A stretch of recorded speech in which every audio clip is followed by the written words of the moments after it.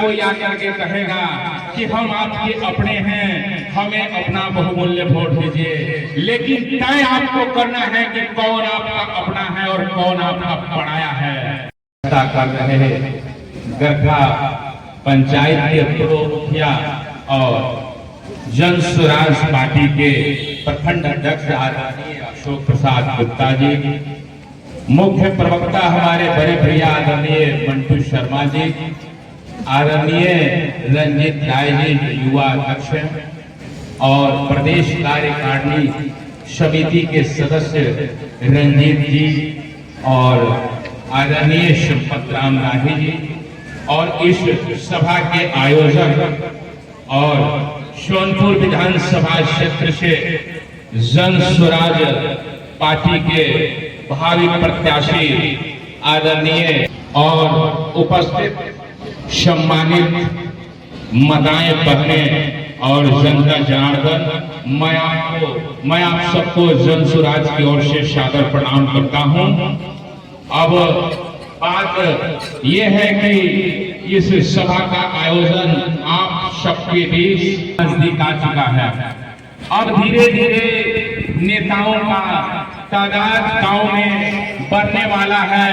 हर कोई आकर के कहेगा कि हम आपके अपने हैं, हमें अपना बहुमूल्य वोट दीजिए, लेकिन तय आपको करना है कि कौन आपका अपना है और कौन आपका पराया है। इससे पहले भी आपके अपने ही होंगे जो जीत करके गए होंगे। आप ये प्रश्न कीजिए कि जीतने के बाद आप कितनी बार आए हैं और हमारे लिए आपने क्या किया। तो इस प्रकार की बातें आप पूछिए। और जिस चीज में हम लोग अझुरा करके मर रहे हैं उसका नाम है जात पात। मैं कहना चाहता हूं कि अब इससे बाहर निकलिए और जात पात के देखते हुए मतदान मत कीजिए। आप अपने भविष्य को देखिए, अपने बच्चे के भविष्य को देखिए। आज मैं बोलना चाहता हूं आप सबसे कि जो सरकारी स्कूल की व्यवस्था है वो इस तरह है कि चौथी पांचवी यहाँ तक कि छठी सातवीं क्लास के बच्चे को भी यदि ढंग से गिनती पढ़ना और अल्फाबेट की जानकारी ली जाए तो वो भी नगण्य है, वो भी उनको नहीं आ रहा है। इसका कारण सिर्फ सरकार ही नहीं, हम भी हैं, क्योंकि बार बार मतदान के माध्यम से उसी को मत दे रहे हैं जो हमारे विषय में तो कुछ सोच ही नहीं रहा और लगातार मतदान करते जा रहे हैं। मतदान के लिए जब चलते हैं तो सबसे पहले हमें याद आता है कि मेरी जाति का इज्जत चला जाएगा। यदि मेरे जाति के मुख्यमंत्री नहीं बने तो मेरे जाति का इज्जत चला जाएगा। और आपका बेटा प्रदेश जा रहा है, आपसे दूर जा रहा है, क्या आपका इज्जत नहीं जा रहा है? तो इस बातों को ध्यान में रखते हुए आगामी चुनाव जो 2025 का अक्टूबर या नवंबर में होगा, इस बार आप लोग अपने आप से पूछिए कि मतदान किस आधार पे दिया जाए।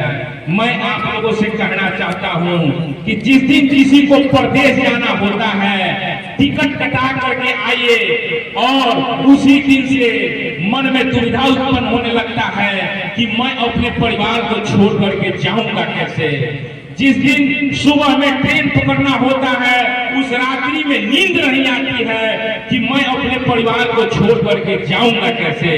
तो इस प्रकार की समस्याओं से जूझते अब पूरा पहाड़ त्रस्त हो चुका है और उसी को रोकने के लिए हमारे नेता प्रशांत किशोर जी पलायन को रोकने के लिए और उचित व्यवस्था जो रोजगार की होगी उसको देखते हुए हम सबके बीच पलायन को रोकने के लिए आए हुए हैं।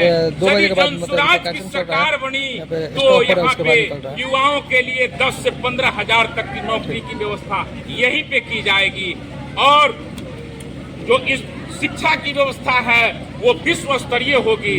विश्व स्तरीय शिक्षा की व्यवस्था होगी। जो आज शिक्षा की व्यवस्था बिल्कुल जीरो पे है।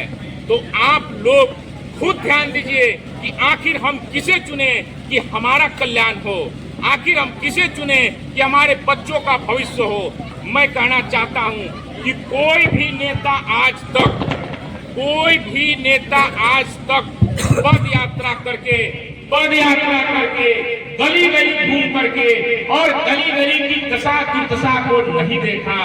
सीधा पद ग्रहण करने के बाद एक बार भी नहीं आए। और मैं कहता हूं कि प्रशांत किशोर पिछले 2 साल से गली गली घूम करके और स्थिति को देखे, दुर्दशा को देखे, दशा को देखे, और उन्होंने एक बात कही कि जिस प्रकार से गरीबी की सूची आती है राष्ट्र स्तर पे, उससे भी नीचे बिहार है। शायद जिस मैदान पे बिहार खड़ा है उसके पीछे अब कोई मैदान है ही नहीं।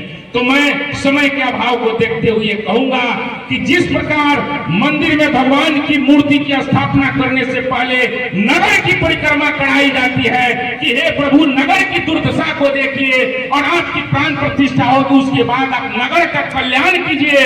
उसी प्रकार गली गली घूम करके और प्रशांत किशोर ने बिहार की दुर्दशा को देखा है। अब हम लोगों का काम बनता है कि हम उन्हें सत्ता में लाएं, उन्हें उस पद पे बैठाएं ताकि हम लोगों का कल्याण हो, हम लोग के बच्चों का कल्याण हो, हम लोग का भविष्य उज्जवल हो, बिहार का भविष्य उज्जवल हो। इन शब्दों के साथ मैं अपने वाणी को विराम देता हूं।